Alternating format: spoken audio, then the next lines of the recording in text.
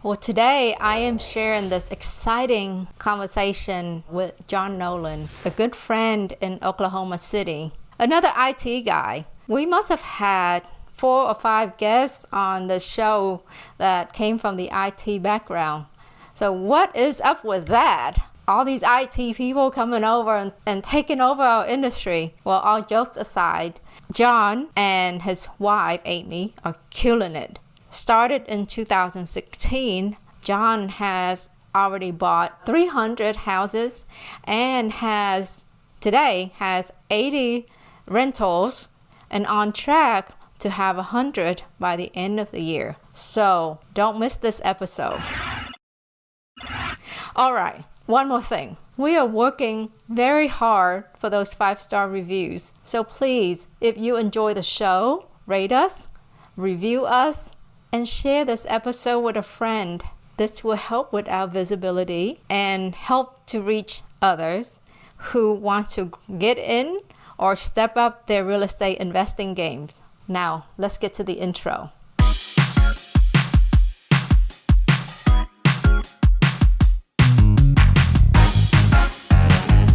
Hey ballers, welcome to episode 123. With me is Jon Nolen from Oklahoma City. Hey Jon, welcome to the Real Estate Baller Show. How are you today? Doing great. Thank you. How are you doing? I can't complain. Good. It's great to have you here. Thanks. I appreciate you having me on to chat. Yeah, so can you give us a quick intro of who you are, what you're doing? Yeah, of course. I'm based in Oklahoma City. I've been full-time for about 4.5 years. Long story short, I spent 5 years in the Marine Corps, got out, contracted for a few years overseas, came back, was in IT for about 10 years. So you and I have some IT and dev connections, which I didn't know about till the last podcast I was listening to. But basically, I got burned out in IT and decided to go full-time into real estate and haven't looked back at all since. So it's a short version. We do a little bit of everything here, from wholesaling to rentals to flips to loans, and you name it, we do it at least a little bit. So besides recording this podcast, what have you been doing today? Working with my team. They've signed 3 contracts, I believe, today. So I've been working with them and started my day off taking my kids to school, which not something I've really done a lot before, but I love getting to spend about 20-25 minutes in the car with them every morning and just trying to keep the shit moving forward. Yeah, I do take my daughter to school every morning too. And sometimes I would, get frustrated with the traffic. And then I look back and said, I got to appreciate this opportunity to spend a little extra 10 minutes or 15 minutes with her, Yeah, I mean, we're never going to get this time again. And they say some of the funniest things. So I really enjoy it. I really, really do. Yeah, they do say the silliest things sometimes. So what does your operation look like today? We've got, I want to say around 12 or 13 employees. I don't know right off the top of my head exactly how many, but of course, we have things separated into different entities, but we have 2 buyers, 2 acquisitions managers. My wife and I, she works in the business with me. She and I have a personal assistant, plus, of course, the 2 of us. We handle most of our property management in-house, so we have 1 person running that. Then we also have a construction manager, and we have 2 crews right now, 2 3-man crews, and then 1 full-time maintenance person. Wow. So yeah, it's a lot of moving parts, and we're looking to grow and add a few people in the next month or 2 as well. Well, that is very impressive, Jon. I've known you for a few years, and I'm very excited to see that you are growing and exploding. And, forgive me, but I remember a few years ago, we were talking at a conference, right?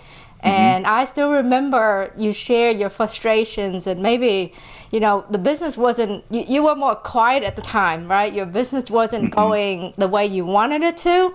So maybe we can talk about that. I have a lot of questions for you about what you've done differently and, where things start exploding for you. So maybe we can start unloading one piece at a time, huh? Sounds good. Sounds good. So first, how long have you been experiencing this explosive growth? The as you would call it, explosive growth has really been the last 3 months. That really happened after we changed the marketing and added in a new layer. I was expecting getting some higher quality leads from it. We went on TV, and Amy and I are both in the commercial, and we expected the quality of leads to increase a little bit, but I was kind of skeptical and wasn't sure I'd get a lot of additional leads from it. Yeah. But we have just seen, I don't remember the number off the top of my head, but a huge increase in leads. Plus our credibility has increased a lot. Those leads that are coming in are great. Plus our other marketing channels, whether it's SMS or somebody calling in off of mail, they are saying they feel like they know us and trust us just from seeing us on a commercial on TV. So that has been the huge thing that has gotten us the last few months.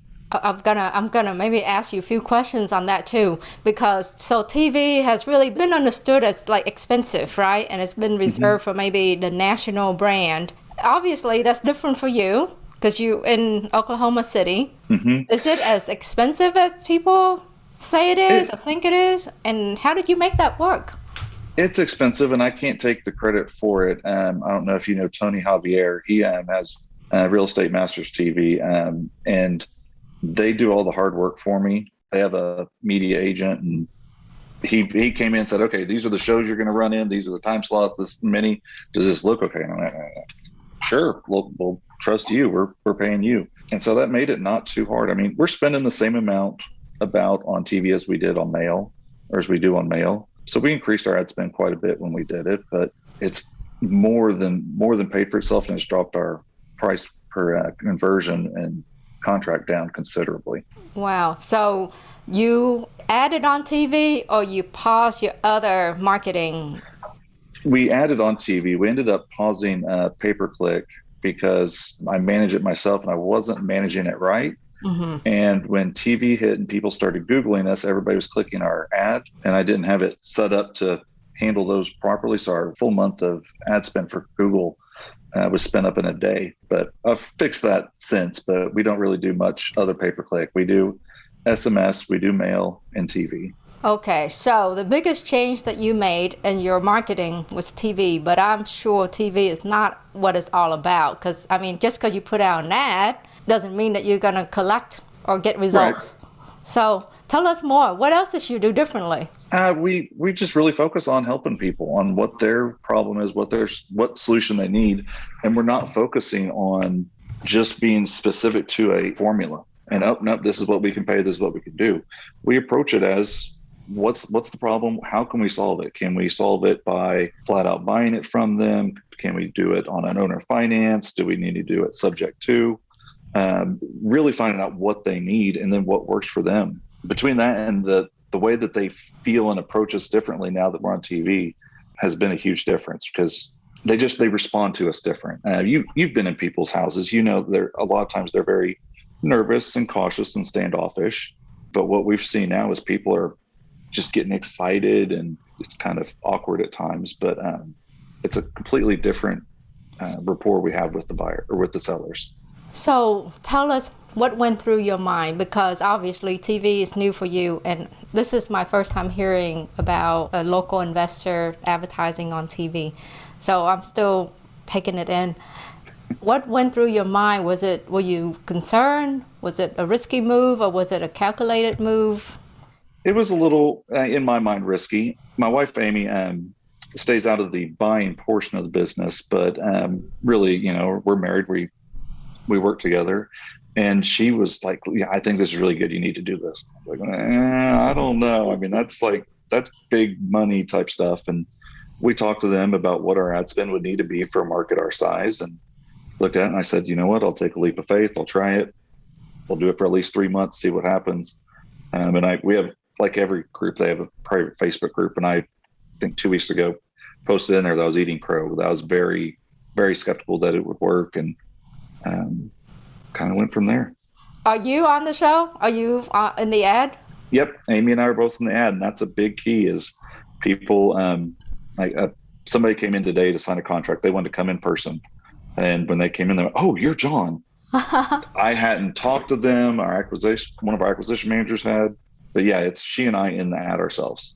Do you mind to share with us, you know, not to be exact, but maybe what's the cost range of like adding this on to your marketing strategy?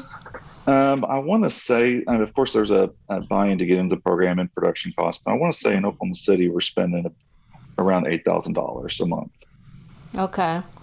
And you find that your cost per lead, your return from that is working. Yeah, it is. I was looking at some info right before we got on. It's over a week old, but since we started airing our ads, TV is by far our biggest source. And we've gotten, I want to say, including this last week, about 24, 25 contracts since the end of June just from TV. So if you kind of do the math there on how long we've been advertising, I mean, that's much lower than our cost per contract used to be, which historically has been around $3,500 to $4,000. And you still doing mailer, Jon? Oh yes, we're still doing mail. We have not stopped doing mail. Have no plans on stopping mail. A lot of people hate on mail.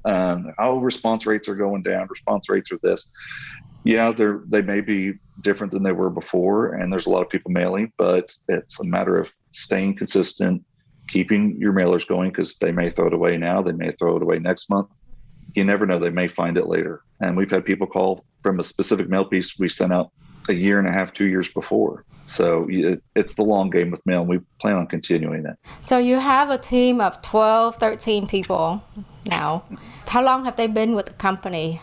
It ranges. One's been with us for probably about 3.5 years. Another about that same time frame, and then some of them are just been with us for a few weeks. So it really, really ranges. Did you already have the team in place to prepare for this increased number of leads, or did you have to hire to deal with the increase in leads?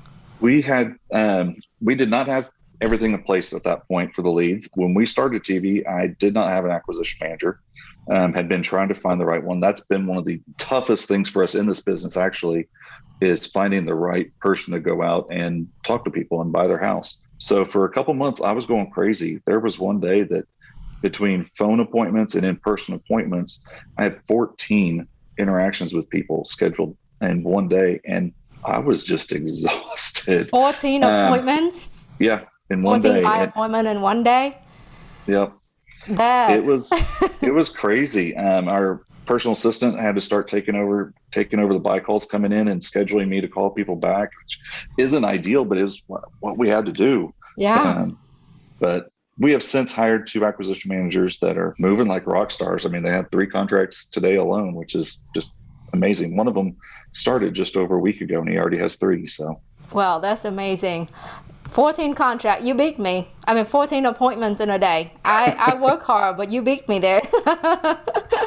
It was a long day. And the last one, the 14th one, we got a contract on. I wasn't scheduled to go out to her house, but I had a call with her that morning, and she was getting very emotional right off the bat. And I was like, you know what, I just need to come to your house. And real sad situation, widow. And I went by that night at like 8:30 when I finally got back, and sat and talked to her for a while. And it's worth it. We're in this to help people. Obviously, we're a business, we need to make money, but we're in this to help people. And she was very grateful that I took time out to come out on a Friday evening. So it was worth it. Okay, so how many houses have you bought? Do you keep up with that? This episode is brought to you by Buzz Vacation Rentals, a premier property management company in Houston and Galveston areas. Buzz Vacation Rentals specializes in managing short-term rentals the right way. Give Buzz a call at 281-549-8432 to learn more, or check out their website at listwoodbuzz.com, and that is listwoodbuzz.com. Now, back to the Real Estate Ballers Show. Roughly, we're around 300 transactions total. For this year, we are now at this moment at 69 contracts. Obviously, some of those are still being processed. Yeah. But we're over 300 transactions so far. That's amazing. All right, so I'm sure you have a story to tell us. Is there a story that comes to mind that you want to share with us? Oh, there's so many stories. I think I'll share my aha moment, if that's all right. My parents had 2 rentals when I was a kid, when I was growing up, and I didn't think anything of it. Occasionally we had to go over and they'd replace an air conditioner or, do some work or whatnot. But they had some tenants in one of the rentals for quite a number of years, and they moved out, and I was I think a senior in high school, 17, and I got the job of going and cleaning out the house and fixing stuff. And you've been in this house. You go in, you go, that's money. They had their pets inside all the time. Uh-huh. And I mean, I'm 17 trying to get the smell of dog urine out of the house. And I was talking to my parents, like, why are y'all not mad? Because they weren't mad at all. And I said, well, I mean, we're not happy about it, but they paid the mortgage twice. So, I mean, it is what it is. And I went, whoa, wait a minute. You already had the mortgage paid once, paid twice. So basically from here on, it's just like free money. And I'm like, well, yeah, you can kind of think of that. And that was my big aha moment. Now, it didn't manifest itself for 10 years, longer than that, 15 years almost.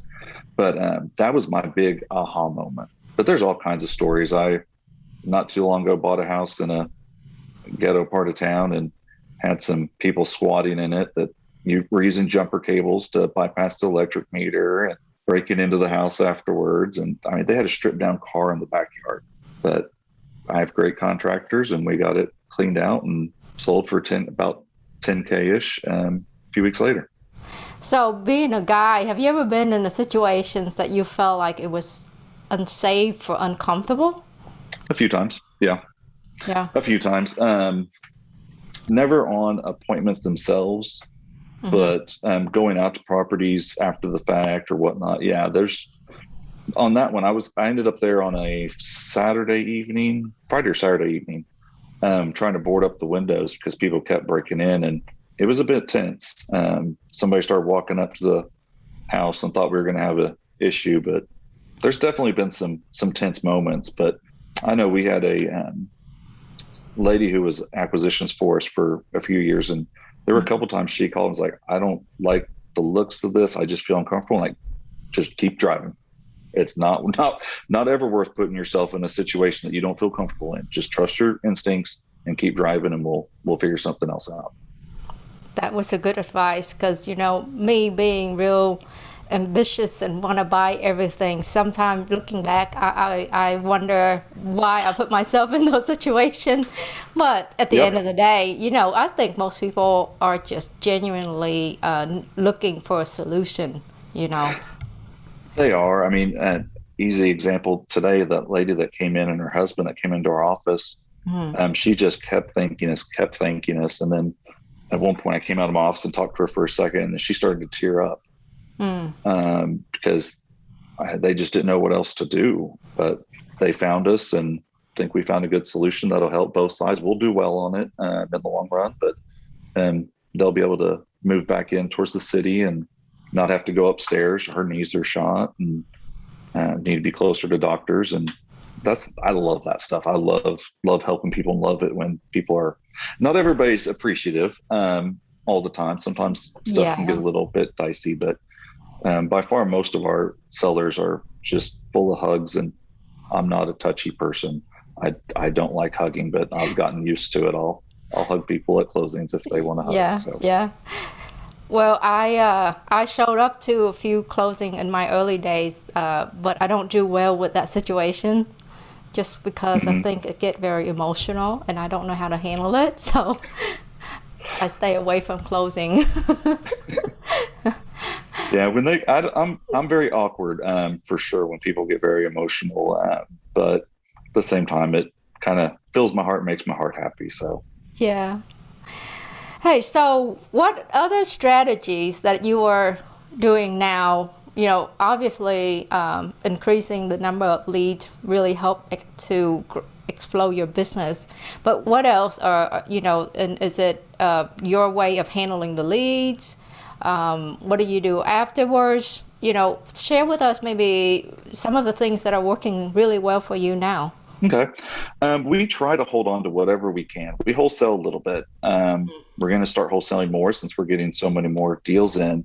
But we try to hold on to whatever we get, whether we're going to turn it into a rental or make it a lease option, owner finance situation, or flip the property, wholesale it.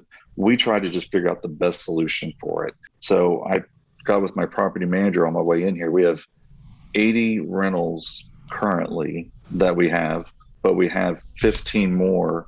She said 15, but I know Amy told me 18 the other day. 18 more under contract. So I thought it was going to take us forever to break 100. We were at like 55, I want to say, in middle of the summer last year. And we're doing everything we can. Networking, finding the right people, that has been probably one of the largest things as well. Just getting out and joining a mastermind was an amazing decision for me. But keeping to the properties themselves, we started our own construction company. So we do use subs. We do use a few GCs, but we also have our own crews. So brought in that income stream. It's one of the main focuses that Amy and I always have is what else can we do that'll help us in the long run. So having our own construction company, we do loans for other people. We're actually going to be a limited partner in a multifamily this fall, just kind of taking what we've got and trying to push it out there. Amy's a realtor, so anytime we have a property that needs to be listed, she of course lists it and gets that as well. We buy, and we've all got our investors that really focus in one area. They only like the mid-range rentals, or they only like the low-end rentals, or we try to scatter out as much as we can. We do go for cash flow most of the time on our rentals, but there are a handful that we get that we know we're not really going to cash flow much right now, but they are in a better neighborhood. They will appreciate better, and over time they should start cash flowing. We kind of approach our rentals different than most investors. Most investors, are thinking about buy it, get it refinanced, and then a few years later go ahead and refinance it again, pull that cash out. Our strategy is different. We don't want to actually have to refinance any of our properties. Our thinking there is when our properties start paying off and those loans are matured, our income will exponentially increase. So if we're able to if we don't have to touch the equity now, yes, we could grow more at a faster rate. But if we can keep that equity in there, it'll really be our retirement plan. So how long did it take you to get to 80 rentals? Started buying rentals again in December of 2017. No, I'm sorry, 2016. So almost 5 years. We had our first rental back in 2012. Didn't know anything about wholesaling. Didn't know anything about getting something off market. We bought a $100,000 house for $100,000, put 20% down, and it rented for $1,000 a month. And since it was a commercial loan, it had a short AM schedule on it. So we cash flowed zero. Years later, we got rid of it, did our first flip. And then it was just about almost 5 years ago when I started getting out of IT, that we started picking up rentals again, and kind of got a few right at first, and then have just added them here and there until this year. And this year we've taken advantage of the situation and gotten a lot more. So maybe share with us, what does your typical rental look like? Our typical rental is a 3-bedroom, 1-bath. I like 3 bedrooms, 2 baths, of course, just like most everybody else, but most of ours end up being a 3-1. We like to be in them. Again, since we're doing our own marketing, we don't have to pay a wholesaler a fee, so we're able to get into them cheaper and pay ourselves a fee if we want. But we want to be in them about 65, 70% at the highest. That way we can get them rehabbed. But on a house that, let's say we have $60,000 into it, all in 65, we want to be renting it for about $900. Of course, some are better, some are not as good. We have some that'll rent for $1,100, $1,200, and they're, we're in them for 120, maybe 130. But those are those appreciation plays that we've got. We've got others that we have $35,000, $40,000 in, and we're getting $800, $900 a month in rent. So we really do vary. That was one of the key aspects when we first started. Oklahoma City's spread out. Our traffic's nothing like Dallas or LA or Houston. But I didn't want to limit myself to one area of town. And a lot of people told me I was just crazy. I needed to focus on one part of town. I went, no, if I can make money in Norman, which is on the south side of Oklahoma City Metro, great. I'll make money there. If I can make it out by the Air Force Base, great.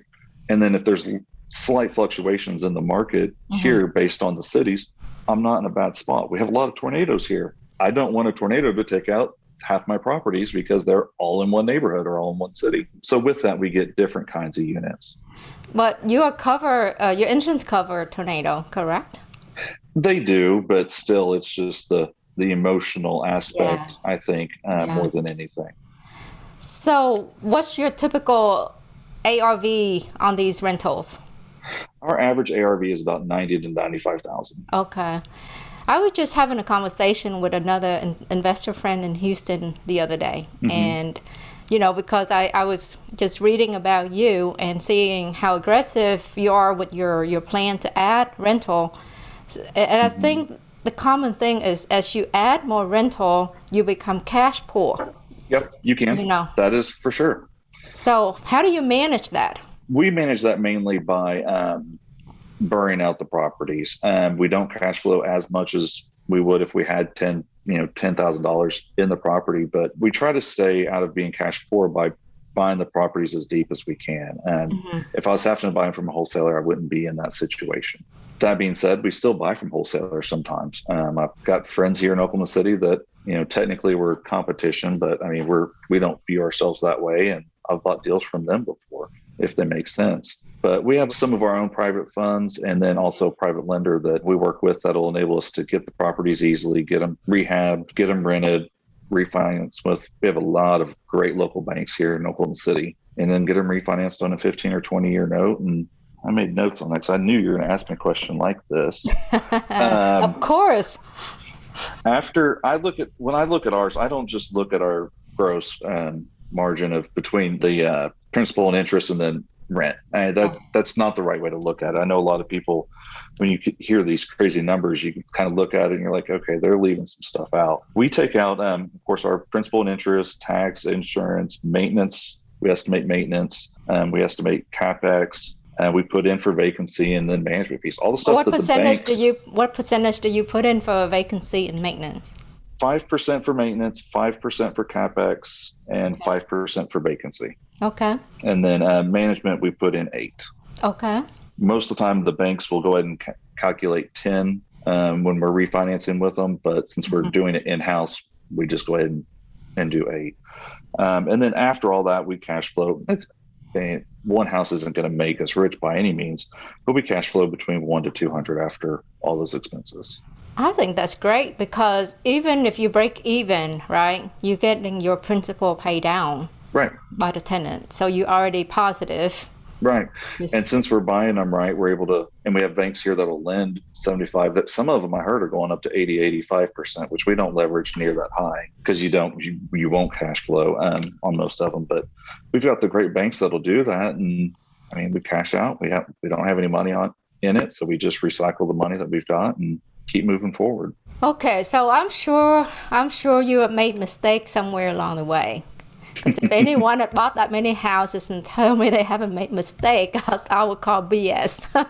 So maybe share some exciting, interesting mistake to help, these investors avoid the same mistake maybe.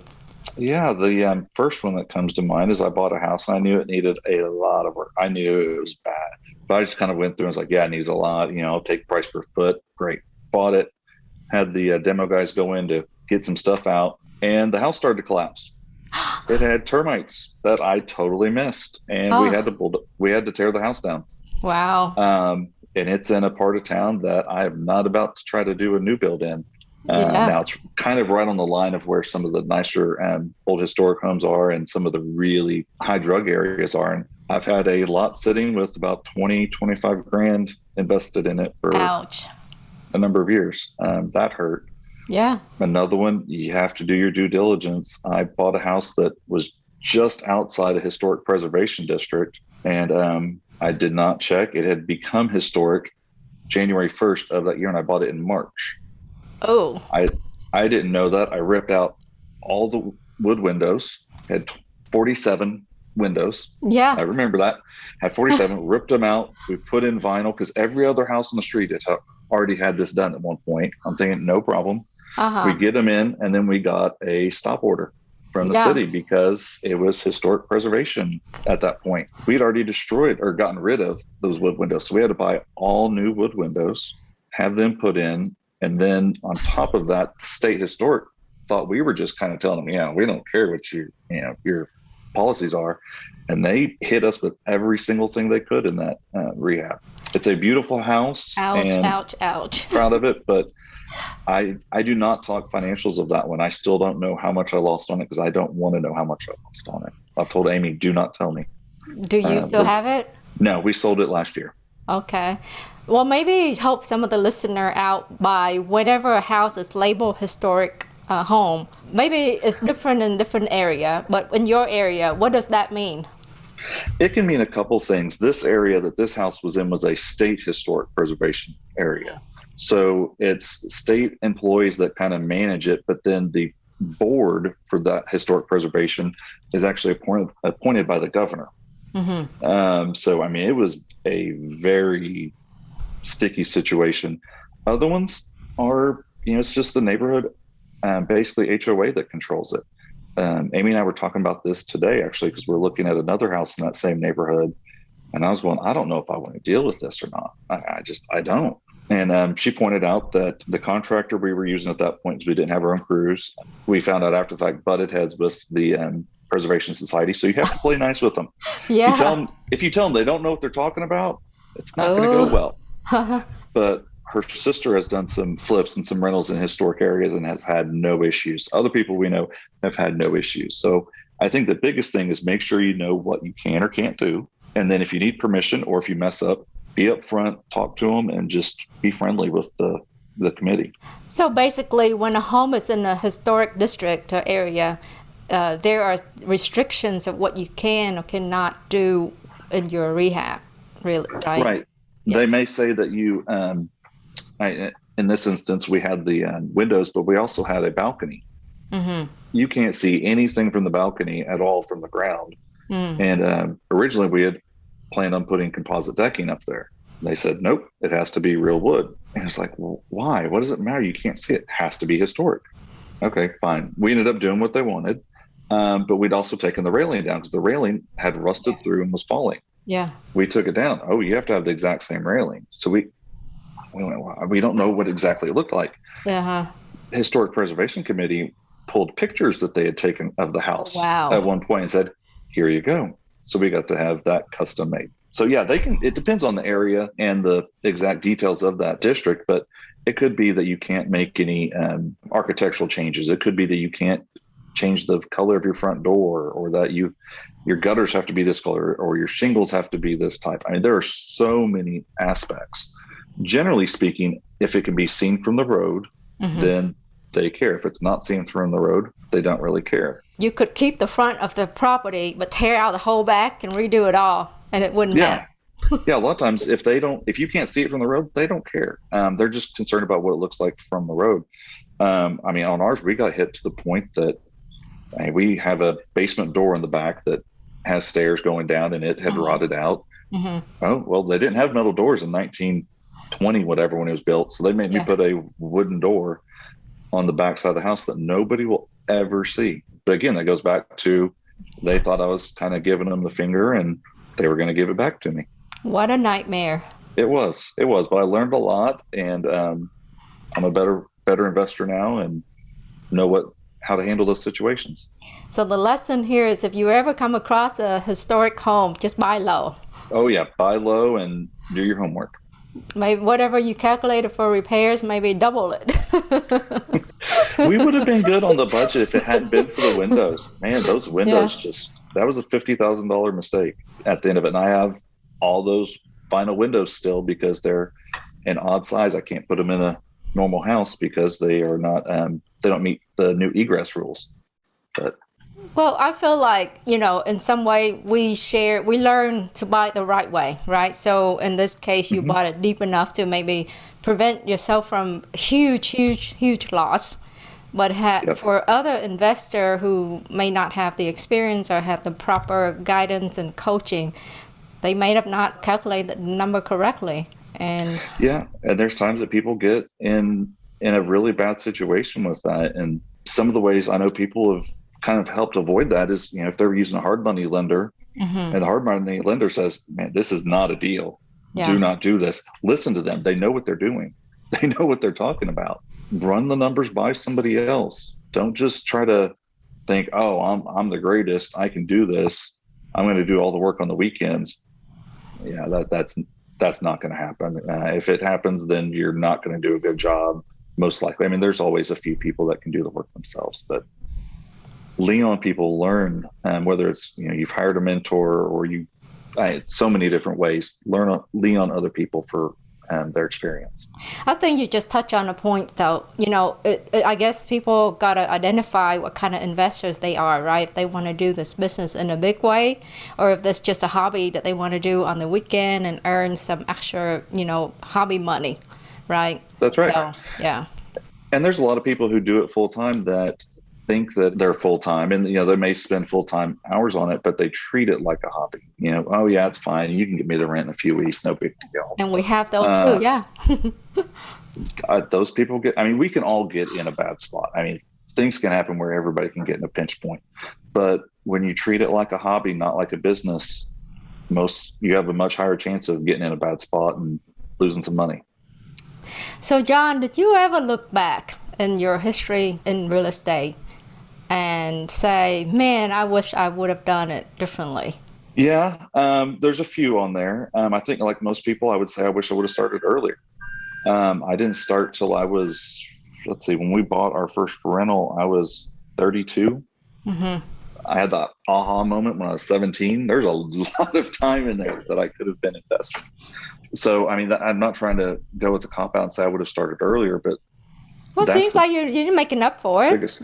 Not many people can have 80 rental today. Yeah, and we're going to hit 100. I'll be darned. We're going to hit 100 before the end of the year. I am confident in that. And that is for me, a huge mental block to hit. But other than that, it's just I'm somebody who tries to figure stuff out on their own.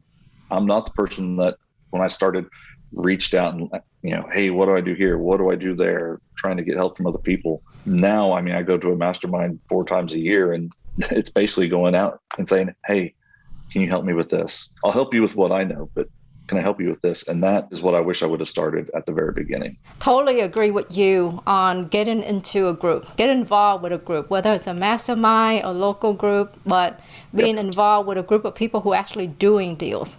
I mean, yes, not just any social group, but the group that do deals. Yep, that's right. Yeah.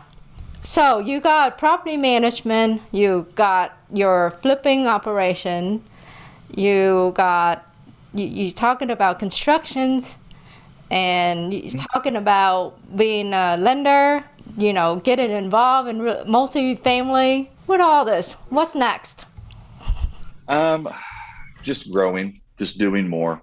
The multifamily, it's going to be our first experience, and we're going to be just a limited partner, so we're on the passive side of it. But we do some hard money loans here, private loans here ourselves, and then through our IRAs. We just want to keep growing. We want to keep being able to serve people, not just here in Oklahoma City, but somewhere else. So I bet in a year or two we'll be in several other states. Your management company, or start buying in all over? Buying all over. We'll see about rentals. I say no right now. Right now, if you ask me point blank, am I going to own rentals in another state? I'd say no. But knowing me, that'll end up changing. We'll end up finding a great property somewhere, and I'm like, oh, this just makes too much sense. This is a slam dunk deal. Yeah, I'll do it, and I don't know, maybe Idaho, end up with a rental in Idaho or something. But the other aspect that we want to do is Amy and I are really working to build up our team so that we can not be involved in the day-to-day as much. An aspect that I kind of skimmed over is I burned out of IT, but also needed time with my kids. They had some health issues and lots of doctor's appointments and surgeries, and being able to spend time with them is just the most important to us. So we take a lot of workcations right now, and that's fine. We go up to our cabin in Colorado 3-4 times a year. We do things with friends. We're going to Cabo in a week. Going to work there while playing, of course. Yeah. But we want to continue to grow, but then also continue to free up our personal time so we can choose what we do, how we spend that time. How many hours do you say you put in your business every day? Way more than I should. On a daily, probably 10 to 12, some days 12, but we really try to not let it dominate our lives. In the evenings, we're doing stuff with the kids. We may do work after the kids go to sleep. We may do a little bit when they're playing. Our son's 10, our girls are 11. We have twin girls, so they don't always want us to be around in the evenings. But we try to balance it as well as we can. That's awesome. I'm very excited for you. So what is the one thing that people might be surprised to learn about you, Jon? Oh, might be surprised to learn about me. Probably that I'm working to get my pilot's license right now. Your pilot license? Yep, I'm working to get my private pilot's license. It's been something I've always wanted to do, and started taking lessons 2 months ago, I guess, and I'm working to get that done. Well, tell me how that goes afterwards, because that's something on my bucket list too. I do want to be able to fly an airplane one day, so. Will do. I'm actually, and this is one of the benefits of real estate and owning your own business. I blocked off time, and I'm doing a lesson tomorrow morning when most people would be going to work. So shifted some time around, and I'm really curious about that motion sickness, because I do get motion sickness when I'm on a helicopter. So it hasn't been too bad. I mean, I'm flying around in a small Cessna, single engine, and if there's some gusty wind, it moves us around, but it's not too bad. It's not too bad. Yeah. Well, last question of the day. How does the audience get in touch with you? Probably just via Facebook or Instagram. On Facebook, just Jon S. Nolen. On Instagram, I'm the Flippin' IT Guy. People think it's the Flipping It Guy, but it was meant to be the Flipping IT Guy. It's my history of IT and development. Thank you for watching the Real Estate Baller Show. If you find value in this show, please show some love. Like us, subscribe to us. Help us spread the words by sharing this episode with a friend, or give us a shout out on social using the hashtag ReBallers. Lastly, leave us a comment below. Let us know if you learned something from our show, or if something that you are doing that another guest on the show is doing and that's working for you. Leave us a comment. Thank you, and see you next time.